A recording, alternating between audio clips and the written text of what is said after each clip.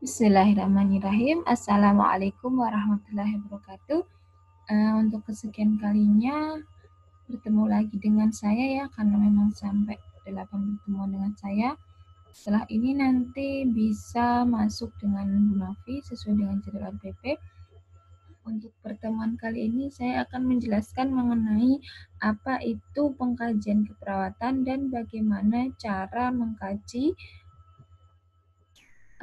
atau memperoleh data mengenai pasien atau yang disebut dengan pengkajian keperawatan. Sebelumnya sudah ada yang membaca di Fundamental of Nursing apa itu pengkajian keperawatan. Kalau belum nanti silahkan disimak kemudian dicatat ya, seperti biasa dicatat di buku catatan. Untuk pengkajian keperawatan ini yang kita bahas adalah yang pertama, pengertian dan jenis pengkajian keperawatan itu ada apa saja, kemudian bagaimanakah proses dari pengumpulan data, sumber data, kemudian metode pengumpulan data, serta validasi data. Ini penting untuk langkah awal Anda saat nanti membuat atau merancang proses keperawatan. Oke. Apakah pengkajian itu? Jadi sebelumnya saya jelaskan lagi kenapa pengkajian itu penting dilaksanakan, karena Anda tahu dalam proses keperawatan ada 5 hal di mana pengkajian merupakan langkah awal atau poin pertama dalam proses keperawatan. Jika pengkajiannya kurang valid atau kurang lengkap, maka proses keperawatan atau asuhan keperawatan menjadi kurang sempurna karena salah pengkajian, kemudian akan salah diagnosa, dan sampai akhirnya salah dievaluasi. Jadi penting sekali pengkajian ini untuk dilakukan secara komprehensif, sistematis, dan lengkap. Nah, apakah pengkajian itu? Pengkajian adalah proses pengumpulan data secara lengkap dan sistematis untuk dikaji dan dianalisis sehingga masalah kesehatan dan keperawatan dapat ditentukan. Atau bisa dikatakan pengkajian adalah proses sistematis dari pengumpulan, verifikasi, dan komunikasi data tentang klien. Nah, komponen dari pengkajian itu sendiri adalah mengumpulkan data, validasi, mengorganisasi data, dan menuliskan data. Jadi, pada saat pengkajian, Anda harus mengumpulkan data, data-data dari pasien, kemudian dari pemeriksaan penunjang, dari keluarga terdekat, dari petugas kesehatan, itu dikumpulkan. Nah, data yang dikumpulkan ini harus lengkap, kemudian sistematis secara berurutan. Setelah kita mendapatkan data tersebut, kita analisis. Makanya ada proses yang kedua itu analisis data untuk memperoleh diagnosa. Jadi data yang sudah kita dapat dianalisis dan diorganisasi atau dikelompokkan. Misalnya saya dapat data tentang pengkajian nyeri dan tentang pengkajian nutrisi. Ini tidak boleh dicampur, harus dikelompokkan sesuai dengan jenisnya. Setelah kita memperoleh data, jangan lupa divalidasi atau dikonfirmasi. Sudah tepat belum sih data yang saya temukan? Selanjutnya pengkajian keperawatan. Nah, karena kita fokusnya ke keperawatan, berarti suatu pengkajian yang difokuskan pada respon klien terhadap masalah kesehatan yang berhubungan dengan pemenuhan dasar manusia. Nah, jadi misalnya, dapatkah klien melakukan aktivitas sehari-hari atau ADL? Nah, ini contoh dari pengkajian keperawatan tentang respon klien. Pemenuhan kebutuhan dasar manusia itu sendiri banyak jenisnya ya. Anda sudah belajar 14 kebutuhan dasar manusia ya, mulai dari oksigenasi, kemudian nutrisi, kemudian eliminasi, dan sebagainya. Nah, itu yang kita kaji, itu yang kita tanyakan. Respon klien itu seperti apa di masalah nutrisi? Misalnya, bagaimana makannya, berapa kali sehari, habis atau tidak. Nah, itu contoh dari pengkajian keperawatan. Nah, tujuannya apa? Kenapa kita harus mengkaji? Kenapa kita harus mencari data tentang masalah klien? Ya, tentunya tujuannya untuk memperoleh informasi tentang kesehatan klien. Sampai di mana sih keluhan klien? Sampai di mana sih kondisi klien? Ini diperoleh dengan cara pengkajian. Kemudian yang kedua, menentukan masalah keperawatan. Nah, yang penting sekali dalam proses keperawatan adalah menegakkan masalah keperawatan untuk menjadi diagnosa. Nah, bagaimana cara kita menegakkan diagnosa? Tentunya kita harus mengkaji dulu. Jangan sampai ada langkah yang salah, belum pengkajian tapi sudah menemukan diagnosa data. Kemudian yang ketiga, menilai keadaan kesehatan klien. Yang keempat, membuat keputusan dalam menentukan langkah berikutnya. Kalau kita sudah mendapatkan data, sudah mendapatkan yang namanya gambaran dari masalah klien, maka kita bisa melakukan keputusan untuk menyelesaikan masalah klien tersebut. Nah, ada berapa sih jenis dari pengkajian ini? Ada 4 jenis pengkajian keperawatan secara umum ya. Yang pertama adalah initial assessment, kemudian focus assessment, yang ketiga emergency assessment, yang keempat adalah time lapse assessment. Dari sini Anda bisa tahu ya, dari pengertiannya secara sekilas, initial assessment berarti pengkajian dasar yang hanya memuat masalah klien secara global. Kemudian yang kedua adalah fokus, berarti pengkajian yang difokuskan pada masalah tertentu. Misalnya sudah dapat pengkajian nyeri, berarti kita fokus ke nyerinya seperti apa, kemudian di mana lokasinya, bagaimana nyeri tersebut muncul dan sebagainya. Kemudian emergency, kalau emergency berarti gawat, darurat ya. Jadi ini biasanya dilakukan di IGD, pengkajian secara cepat untuk menangani kegawatan pasien. Kemudian yang keempat time lapse berarti pengkajian yang dilakukan secara berkala, time sudah ditentukan waktunya.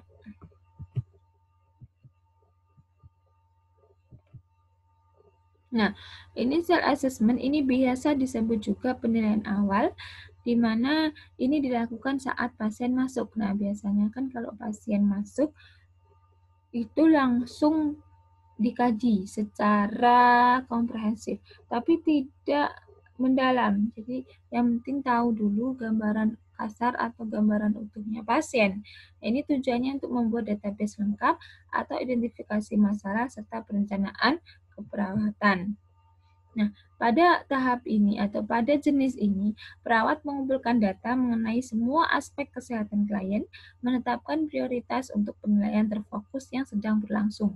Jadi kita kaji semuanya dari awal sampai akhir, kemudian kita lihat apa sih yang dialami klien, misalnya di bagian jantung parunya, misalnya di bagian perutnya, abdomen, misalnya di bagian fraktur kakinya. Nah, ini nanti yang perlu kita fokus untuk pengkajian selanjutnya.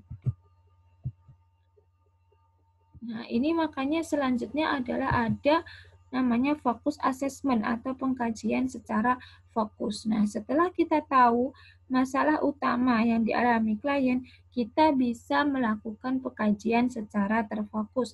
Misalnya, di sini perawat mengumpulkan data tentang masalah spesifik yang tadi saya jelaskan.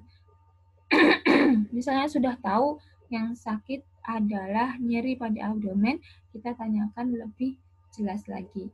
Nah, untuk fokus assessment kita harus menggunakan pertanyaan terbuka. Tahu ya pertanyaan terbuka dan tertutup?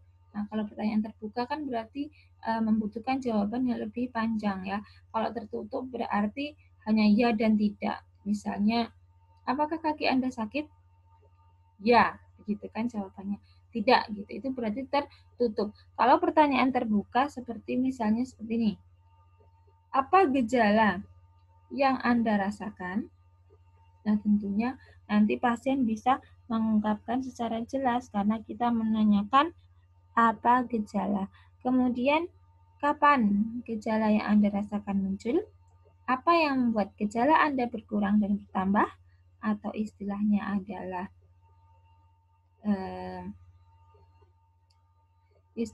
itu bertambah provokatif, kemudian berkurang berarti paliatif. Kemudian pengobatan apa yang Anda lakukan untuk mengatasi gejala tersebut dan sebagainya. Pertanyaan-pertanyaan yang terbuka. Yang ketiga, pengkajian darurat atau dikatakan emergency, berarti gawat darurat ya. Jadi pengkajian ini merupakan pengkajian darurat yang dilakukan saat klien mengalami krisis fisiologis atau psikologis. Nah, tujuannya untuk apa? Tujuannya untuk mengidentifikasi masalah yang mengancam jiwa. Kita biasa mengenal dengan istilah ABCDE pada pasien dengan gawat darurat. Sudah tahu ya ABCDE itu apa? Sudah tanya kakak tingkatnya ya. A, B, C, D, E, airway, breathing, circulation, disability, dan exposure. Jadi untuk yang pertama kita periksa pada saat pasien gawat adalah airway atau jalan nafas. Ada tidak sumbatan di jalan nafas pasien? Misalnya ada lidahnya menutupi jalan pasien, atau ada sekret atau lendir yang menutupi jalan nafas pasien, sehingga pasien tidak bisa bernafas dengan lancar. Kemudian breathing berarti pernafasan. Ada nggak otot bantu nafas atau kesulitan bernafas di pasien? Kemudian circulation berarti berhubungan dengan sirkulasi darah, misalnya pasien setelah kecelakaan, ada nggak shock hipovolemik yang menghabiskan banyak darah? Ini berarti sirkulasinya biasanya kita lihat dengan tanda-tanda vital ya, tekanan darah. Kemudian disability atau kemampuan pasien kesadarannya seperti apa, exposure kondisi keadaan pasien itu, apakah ada memar, apakah ada lesi dan sebagainya, itu berarti exposure. Kemudian yang keempat, time lapse assessment. Ini berarti penilaian yang dijadwalkan. Time berarti sudah direncanakan. Kenapa kita harus merencanakan penilaian kembali atau penilaian ulang? Tujuannya untuk menilai kembali status kesehatan dan membuat revisi untuk rencana perawatan. Nah, setelah kita rawat pasien misalnya sehari, kita kaji kembali bagaimana kondisinya, apakah sama seperti kemarin atau sudah lebih baik, atau bahkan ada masalah atau diagnosa keperawatan yang baru. Selanjutnya, teknik pengumpulan data ya.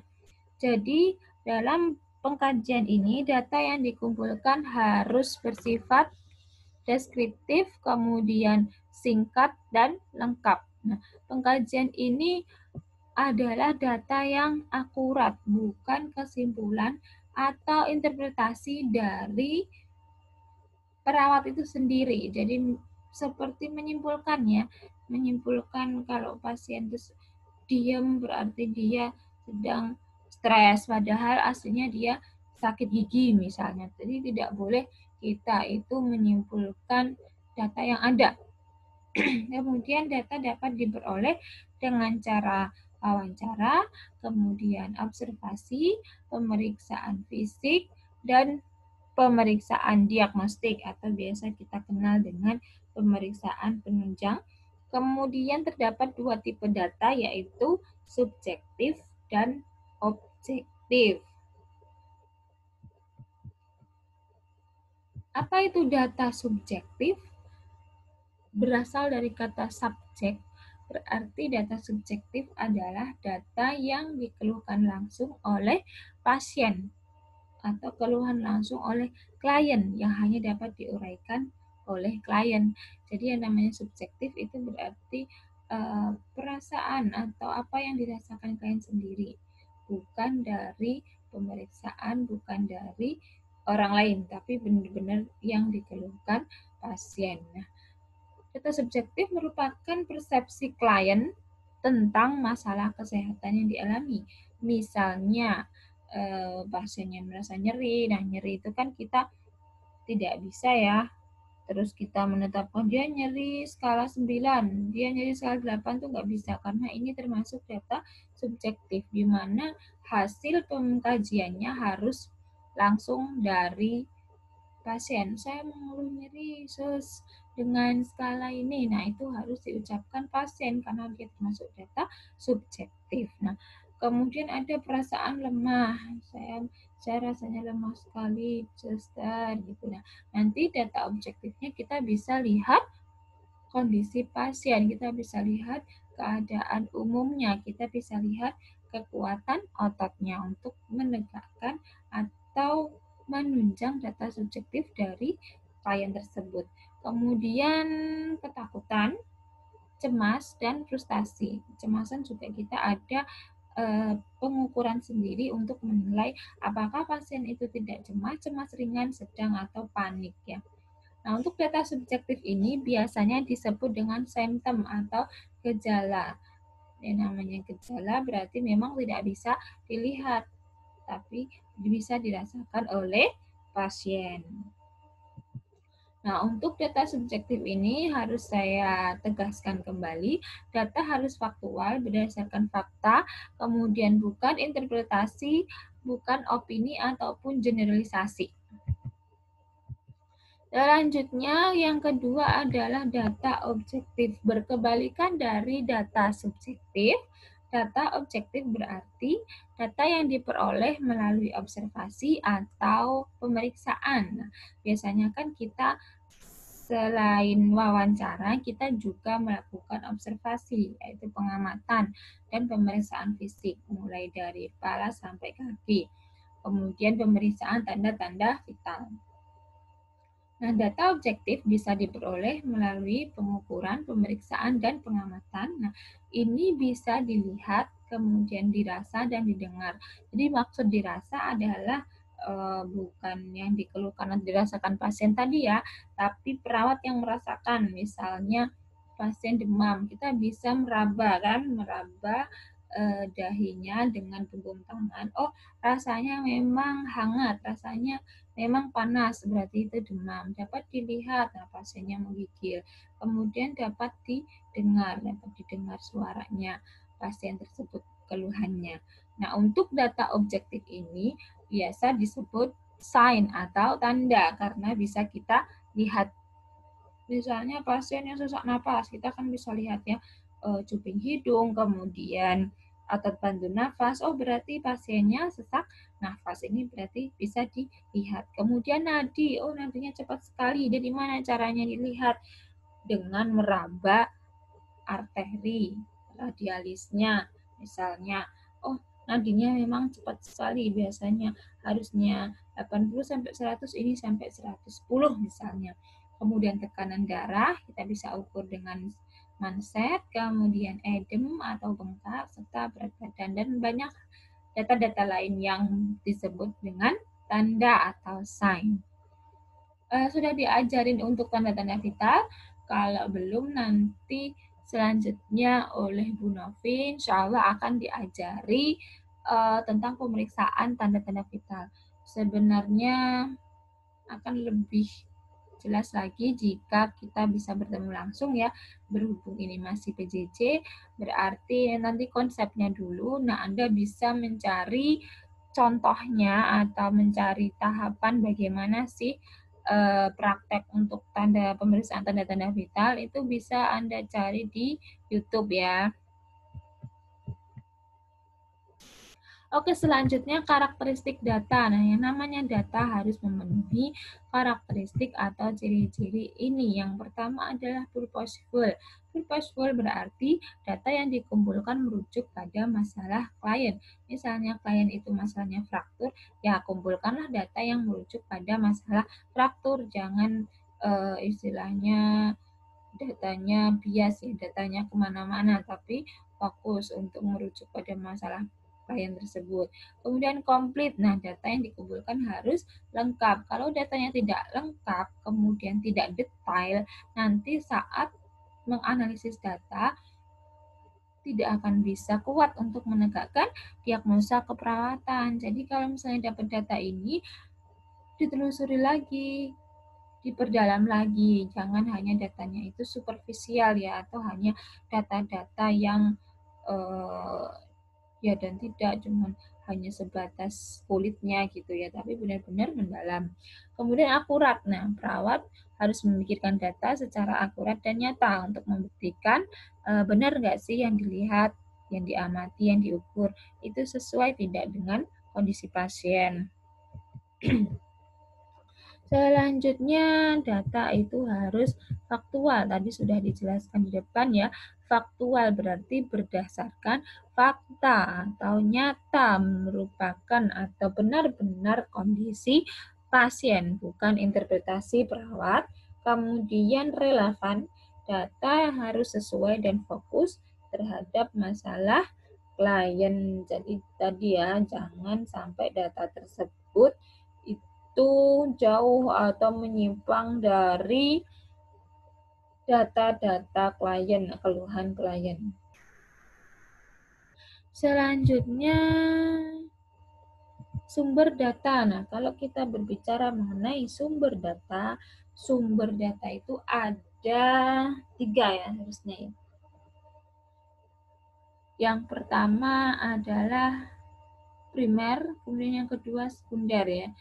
Yang ketiga sumber data lain itu juga masuk sekunder. Jadi saya tuliskan di sini 2, primer dan sekunder.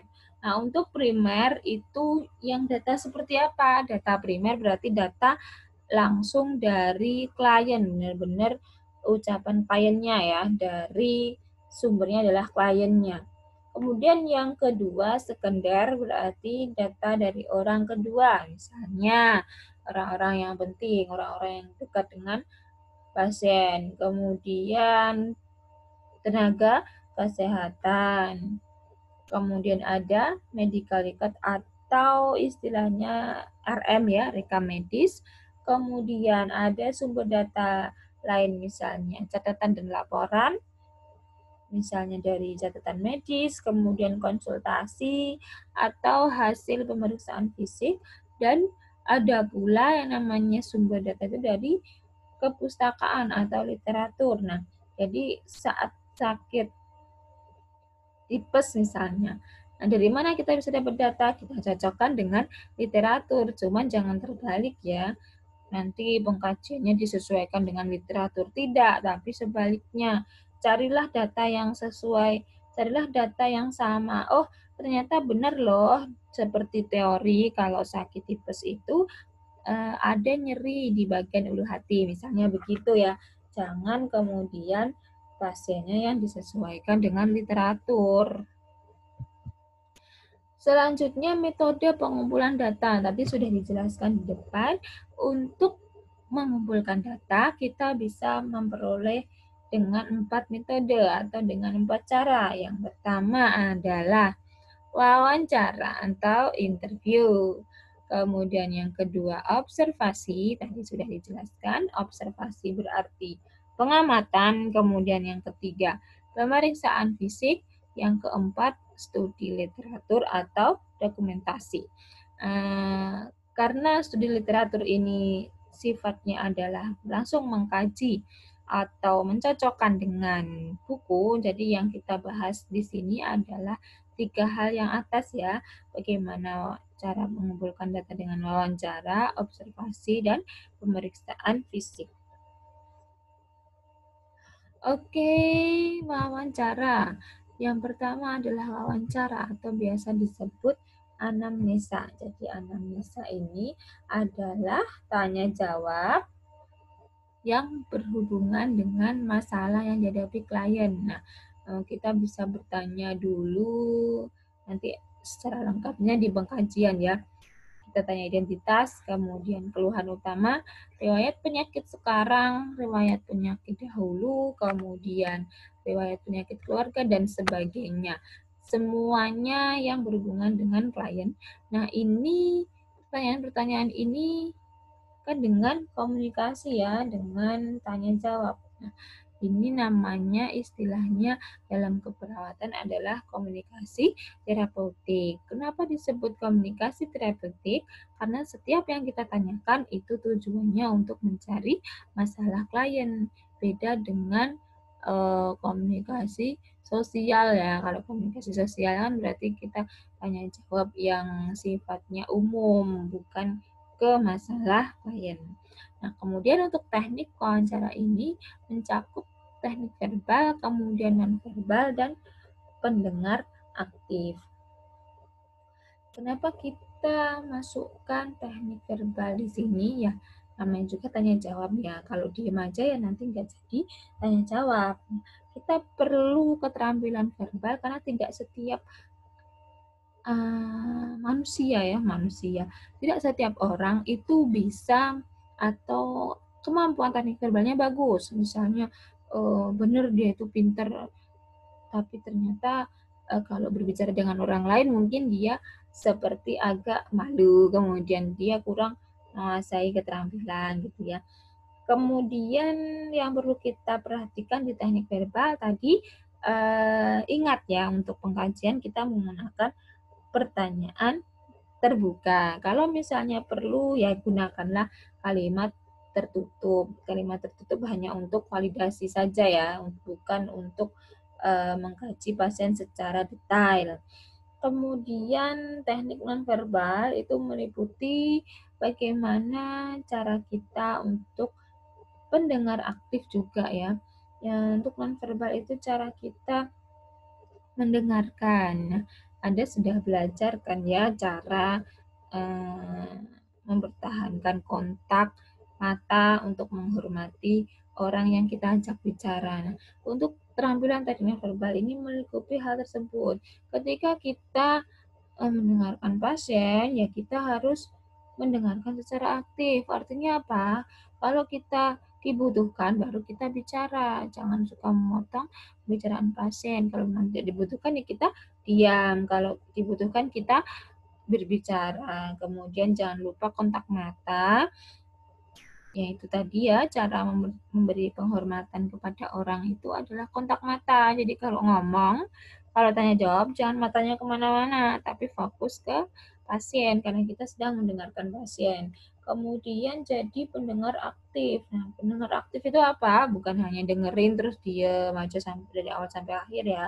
Pendengar aktif berarti kita bersifat empati dengan peduli terhadap masalah klien. Cuman jangan terbawa emosi ya. Kalau terbawa emosi seperti apa? Misalnya pasiennya cerita nangis-nangis terus perawatnya ikut nangis, itu nggak boleh ya. Kita bisa memberikan empati, memberikan kata-kata semangat, tapi kita sendiri tidak boleh ikut terbawa emosi pasien.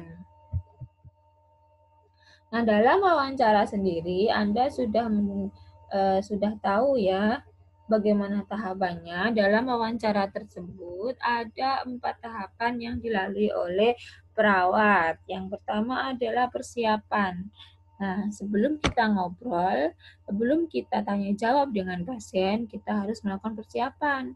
Jangan belum kenal apa-apa, belum tahu penyakitnya, tiba-tiba kita langsung Pak, apa yang udah keluar gitu, enggak ya. Jadi kita harus melakukan persiapan. Apa persiapannya? Membaca status klien. Jadi harus dibaca dulu rekam medisnya. Apa sih masalah pasiennya?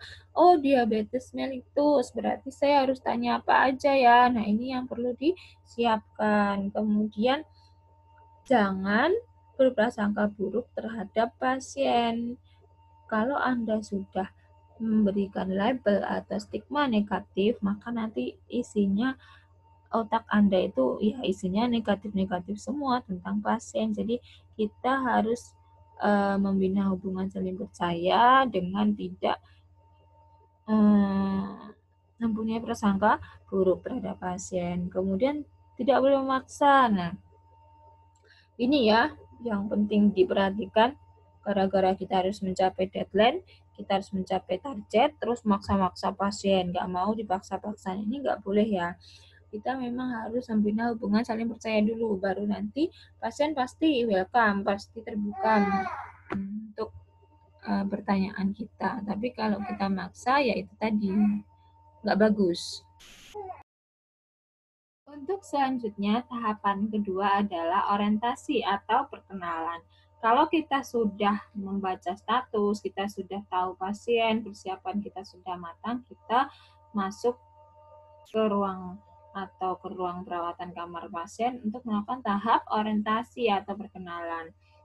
Nah, tak kenal maka tak sayang ya, kalau nggak kenal gimana kita bisa melakukan pengkajian. Jadi harus perkenalkan dulu nama Anda, kemudian nanti status Anda apa, tujuan wawancaranya itu untuk apa, sampai membicarakan tentang faktor-faktor yang menjadi pokok pembicaraan. Jadi Anda itu mau menggali informasi apa sih, itu dijelaskan di tahap perkenalan. Jangan lupa untuk meyakinkan ya, istilahnya membuat pasien percaya agar jujur pada kita, ucapkan atau konfirmasikan kalau data nanti akan disimpan, kemudian hanya untuk kepentingan kesehatan perawatan pasien dan tidak akan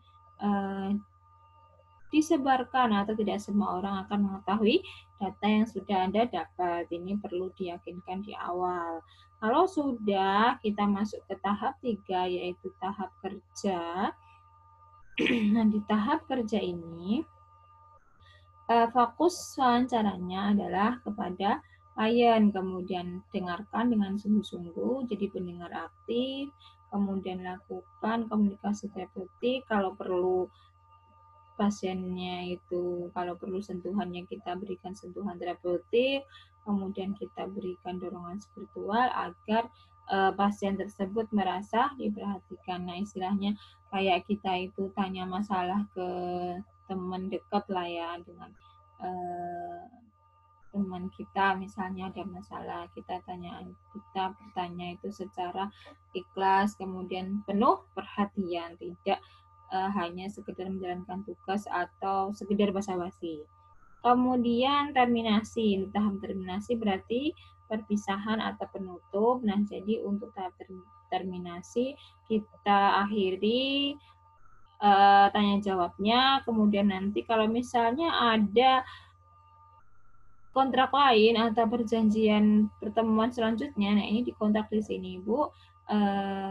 Saya hari ini sudah selesai, apakah besok saya bisa menemui Ibu lagi untuk menanyakan pertanyaan yang lain misalnya, atau untuk melakukan implementasi keperawatan misalnya. Ini dijelaskan di tahap terminasi ini sebelum berpisah dengan pasien.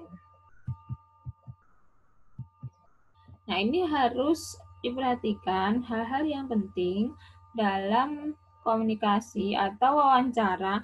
Yang pertama adalah menerima keadaan pasien. Seperti apapun pasien, kita harus terima apa adanya. Kemudian yang kedua, memberikan kesempatan pasien untuk menyampaikan keluhan. Tapi jangan nanti terus Anda balasnya mengeluh juga ya. Ingat, empati tapi tidak boleh terbawa emosi. Jadi kalau pasiennya saya ngerasa ini, oh iya Bu, saya juga merasa seperti itu. Jangan. Jadi harus Anda batasi kalau Anda itu adalah pemberi pelayanan, bukan Anda juga ikutan curhat ya.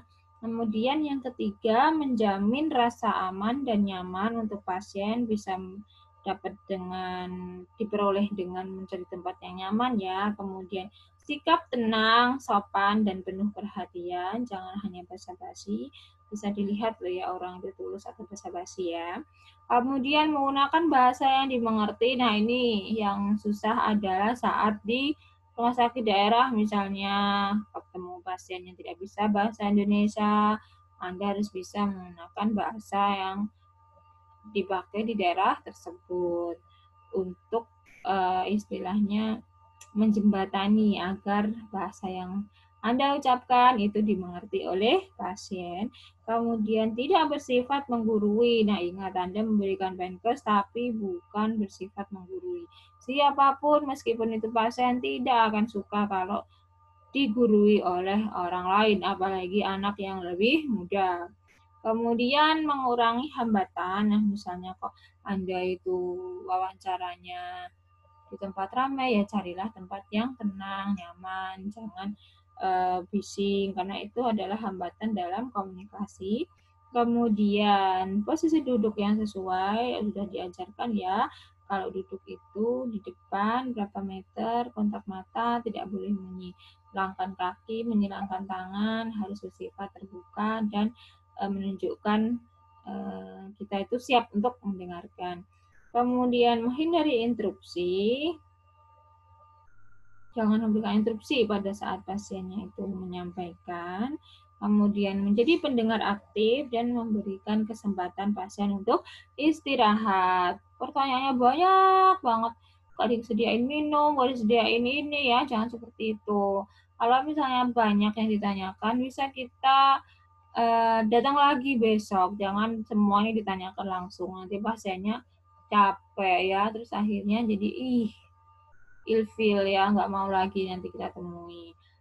Kecuali kalau pasiennya sudah merasa nyaman, sudah merasa pengen ngobrol, pengen menyampaikan semua keluhan kepada Anda, ya nggak masalah. Cuma tetap perhatikan istirahat pasien. Yang kedua tekniknya adalah pengamatan atau observasi. Jadi observasi merupakan mengamati perilaku dan keadaan klien untuk memperoleh data tentang masalah kesehatan. Tujuan observasi ini untuk mengumpulkan data tentang masalah yang dihadapi klien melalui kepekaan alat panca indera. Apa saja yang diobservasi? Yang diobservasi ini menyangkut aspek fisik, mental, sosial, dan spiritual pasien. Contohnya adalah kalau kita aspek fisik, kita amati nih, kira-kira pasiennya terlihat kesakitan nggak ya, misalnya dengan meringis. Kemudian mentalnya berarti psikologis, pasiennya gimana, pendiam nggak, kemudian nggak bisa atau tidak mau kontak mata, itu kan berarti nanti mengarah ke masalah-masalah psikologis.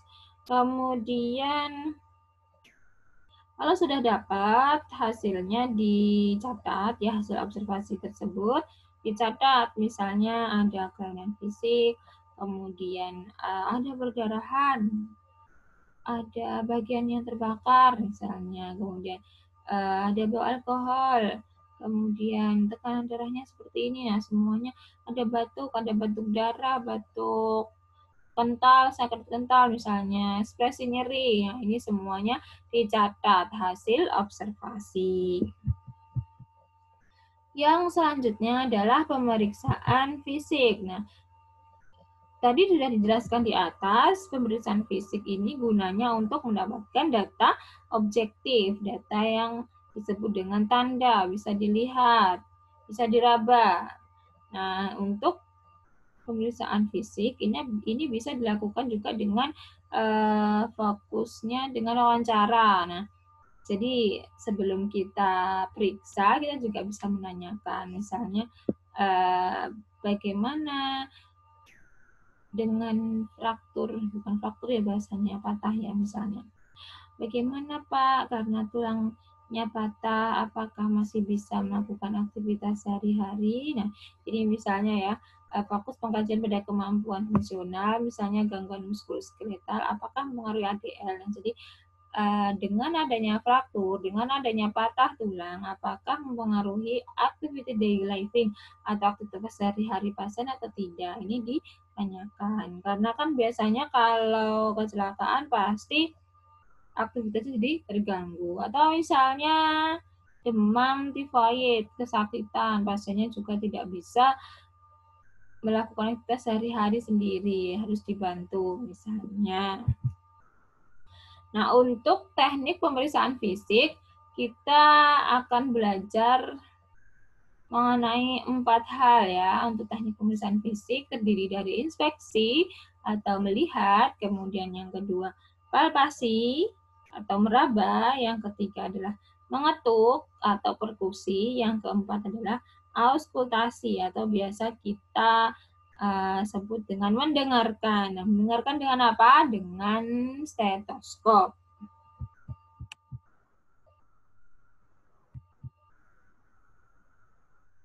Nah, tadi kita balik lagi ke teknik 4 ini. Untuk inspeksi berarti kita melihat apa yang perlu dilihat, ya kondisi pasiennya, head to toe, dilihat ada masalah di mana. Misalnya kita melihat bagian dada, ya, bagian dada kita inspeksi, kita lihat bagaimana warnanya, bagaimana bentuknya, posisinya simetris atau tidak. Kemudian dibandingkan dengan hasil normal dan abnormal. Kemudian kalau pada bayi kita bisa lihat misalnya ada ikterus atau kuning enggak. Kemudian kita lihat akralnya sianosis atau kebiruan enggak. Semua hal-hal yang bisa dilihat itu masuk pada teknik inspeksi. Kemudian yang kedua, palpasi meraba, kita gunakan teknik indera peraba. Misalnya kalau di gambar ini ya, kita mau melakukan palpasi ekspansi paru. Nah, kita letakkan tangan di bagian dada, kita minta pasiennya untuk bernafas. Sakit nggak? Ada yang tertinggal nggak interkostalnya? Simetris nggak kanan dan kiri? Ini berarti palpasi. Kemudian kita juga bisa palpasi bagian abdomen, misalnya pada pasien yang sedang nyeri. Ada nggak nyeri tekan? Kalau ada nyeri tekan, biasanya dipalpasi pasiennya akan merasa kesakitan.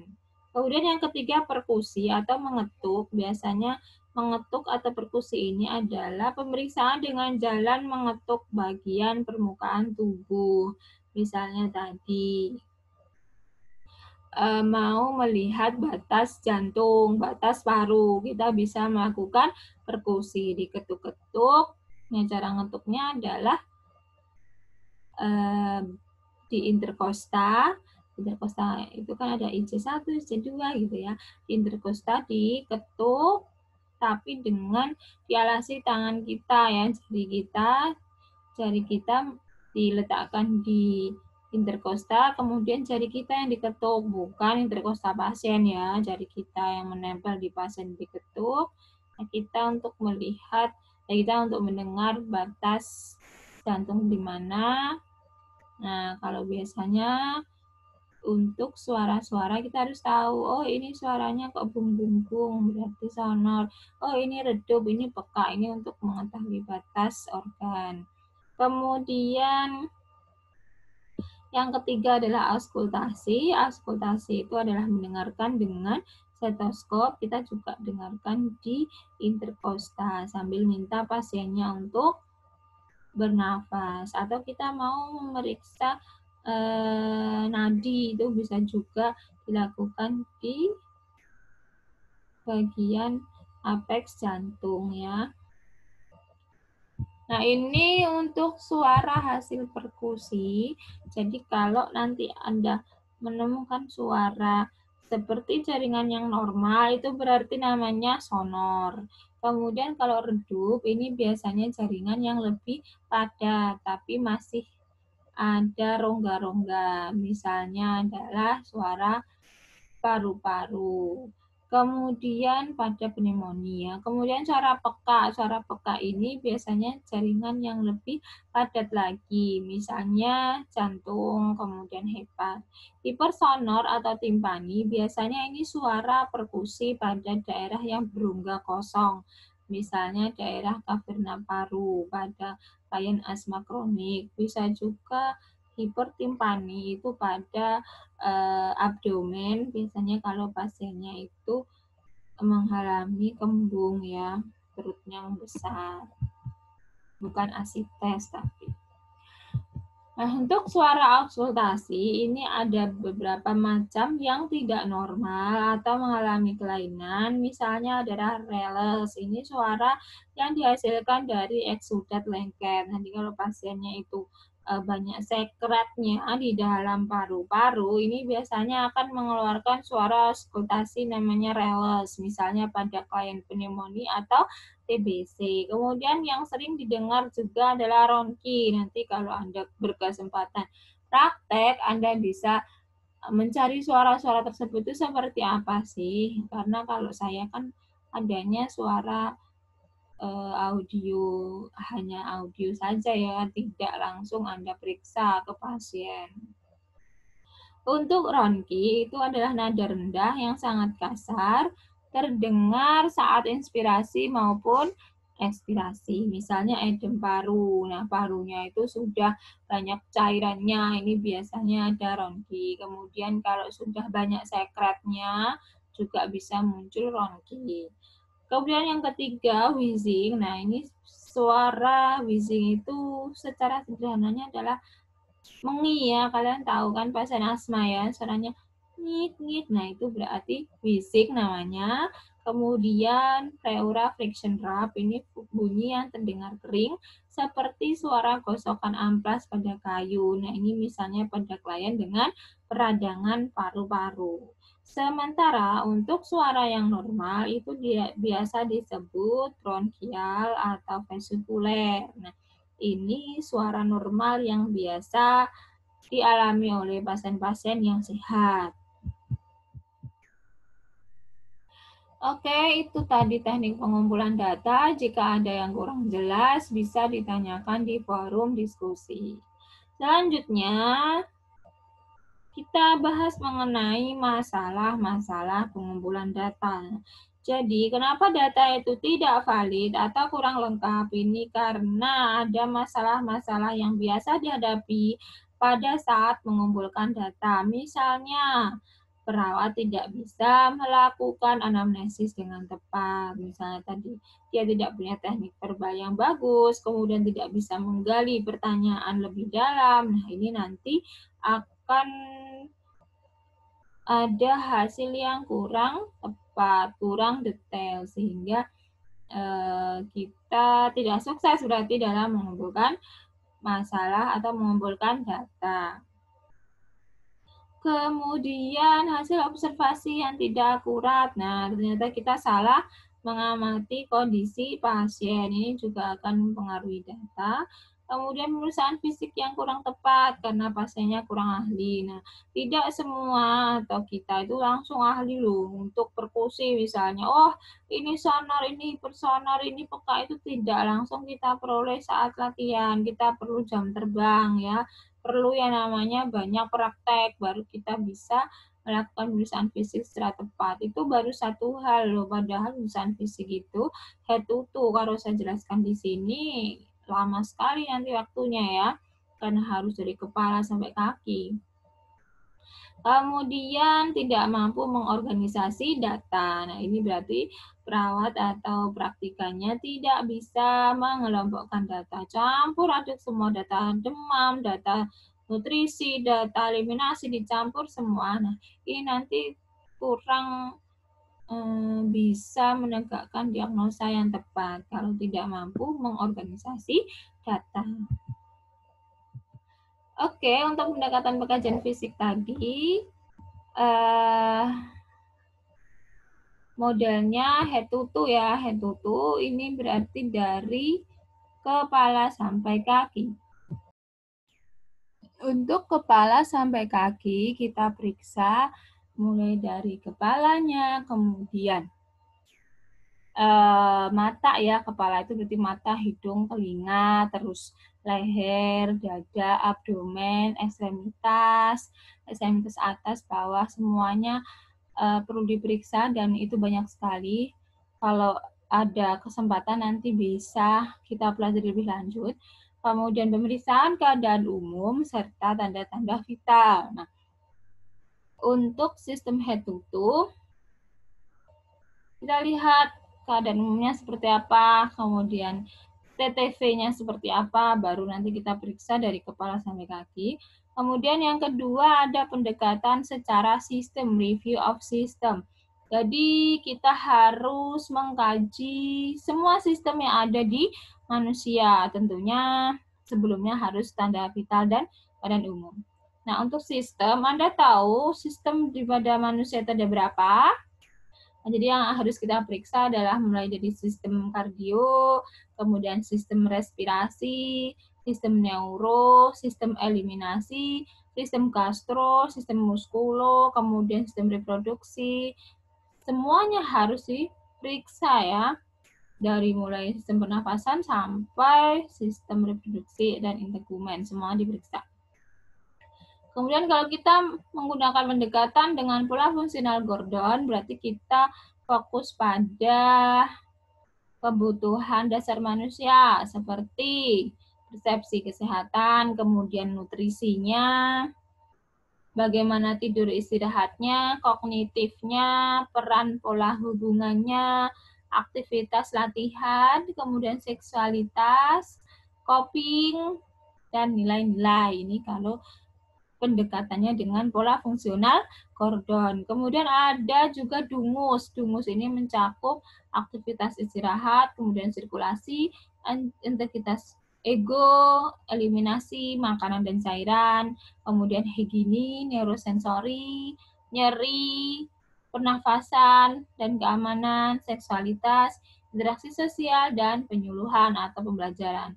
Tapi untuk DUNGUS kita sudah tidak lakukan ya. Ini kita pakai pada zaman dulu, zaman saya ya masih pakai DUNGUS. Sekarang kita fokusnya ke hetutu, kalau enggak ke sistem ya. Untuk selanjutnya adalah penilaian keadaan umum. Nah, tadi sudah dijelaskan di depan.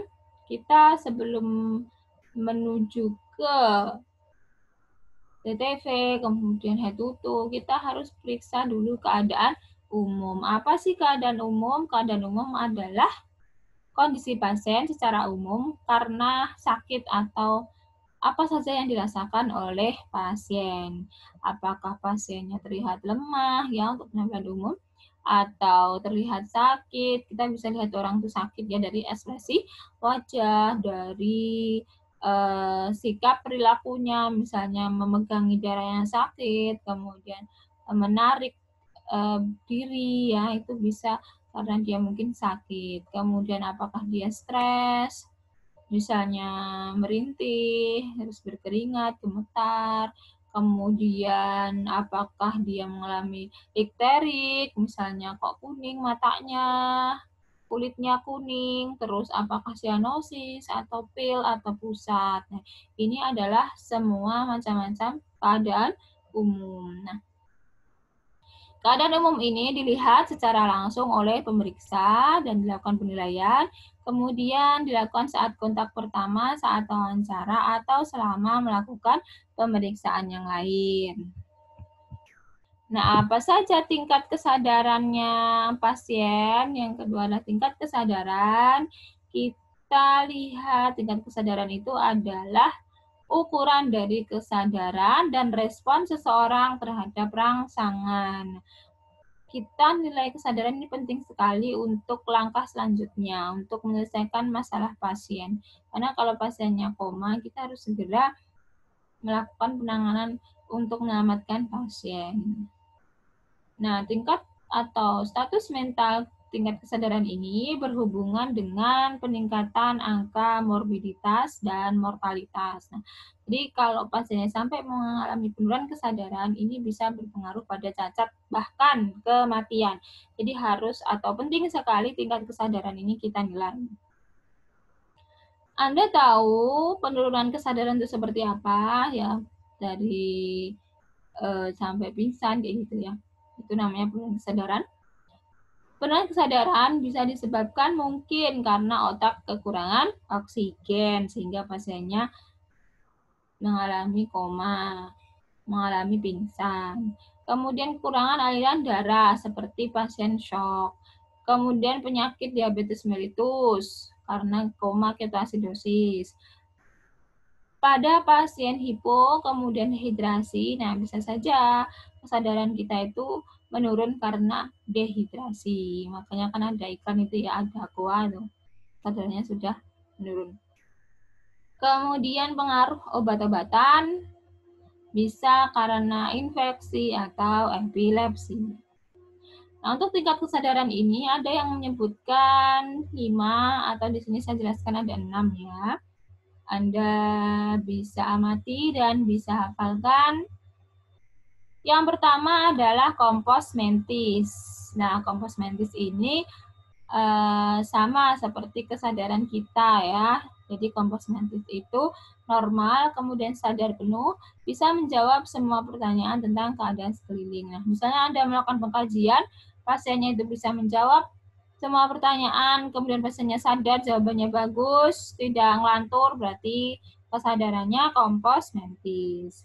Kemudian yang kedua apatis. Nah, orang apatis ini sebenarnya dia sadar, tapi dia segan atau enggan berbicara dengan orang lain. Acuh tak acuh. Anda tanya diem aja, Anda tanya diem.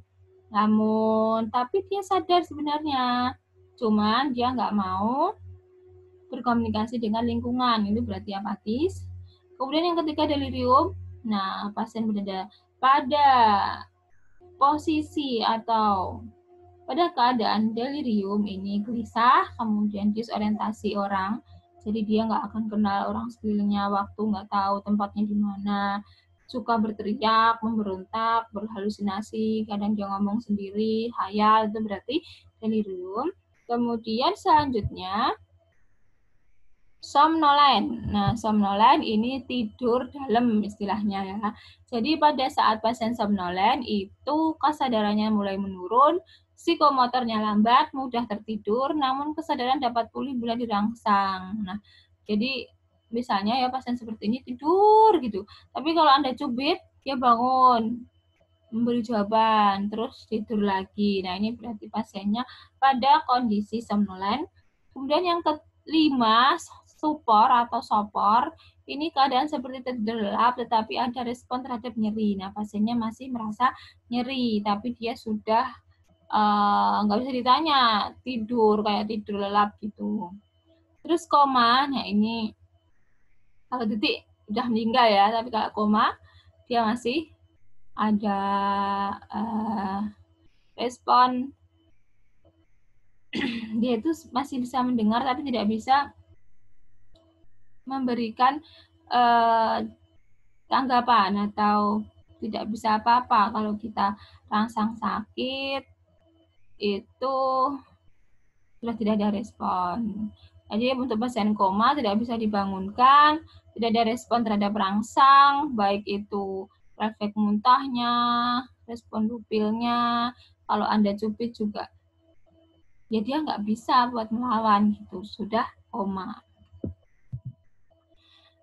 Selanjutnya tentang, nah ini, jadi dari mana kita bisa mengukur tingkat kesadaran pasien itu salah satunya dengan teknik GCS, Glasgow Coma Scale. Nah, pada pemeriksaan ini, kenapa disebut Glasgow? Karena yang menemukan namanya Glasgow.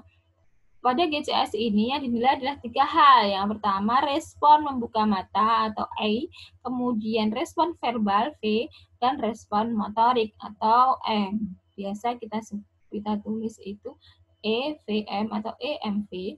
Untuk E itu skornya ada 4, kemudian V itu ada 5, motorik M itu ada 6.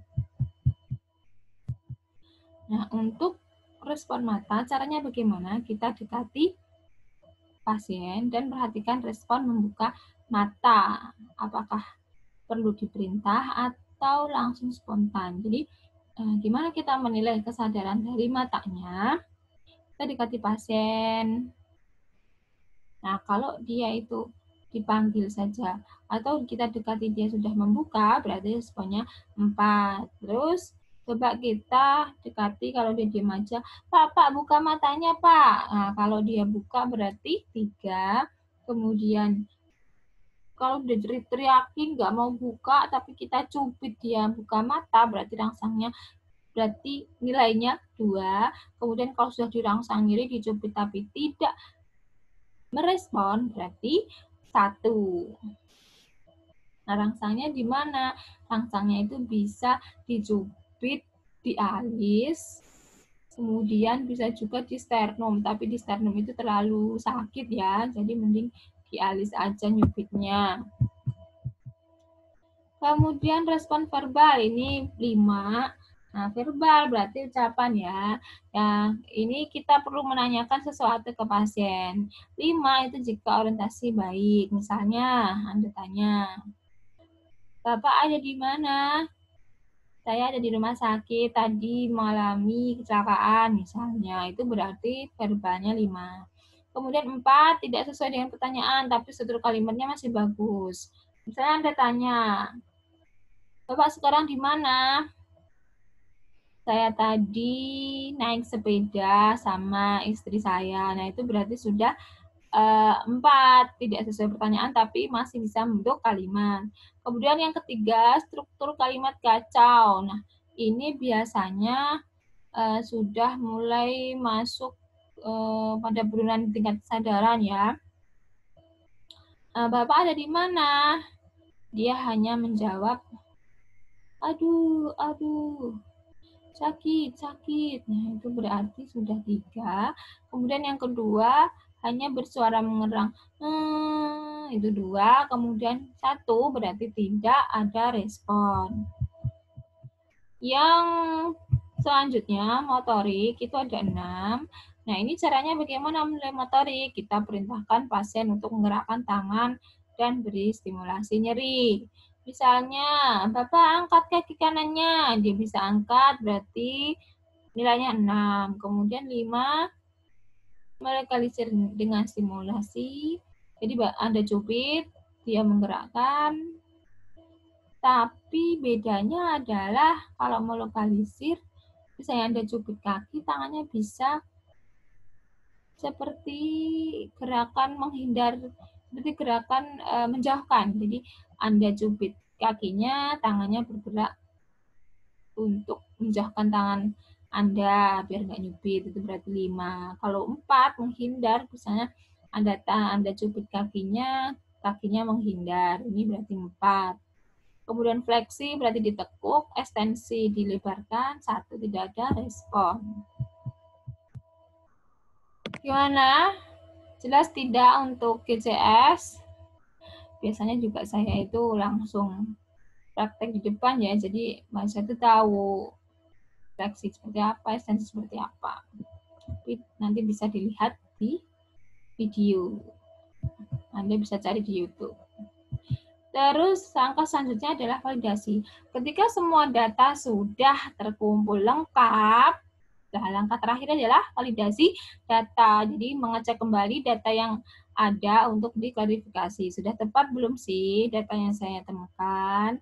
Kita bisa validasi dengan orang ketiga, misalnya dengan catatan medis, misalnya sudah sama nih pernyataan pasien dengan catatan medisnya. Tujuannya apa? Untuk meyakinkan informasi yang didapat secara faktual dan lengkap. Nah, ini adalah merupakan tahap yang esensial, tahap yang penting dalam berpikir kritis. Nah, tujuannya untuk apa? Validasi data untuk membantu terhindar dari kehilangan informasi yang tidak berhubungan, kemudian situasi yang tidak dimengerti, dan fokus pada petunjuk yang salah. Nah, ini validasi gunanya untuk menghindari kesalahan, untuk melengkapi informasi yang berhubungan dengan masalah pasien, dan untuk mengatasi situasi yang tidak dimengerti.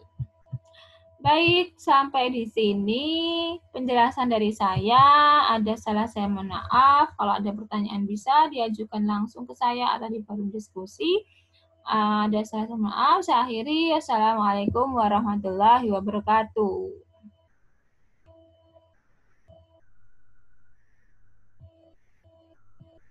Oke, jangan lupa forum diskusinya diisi ya.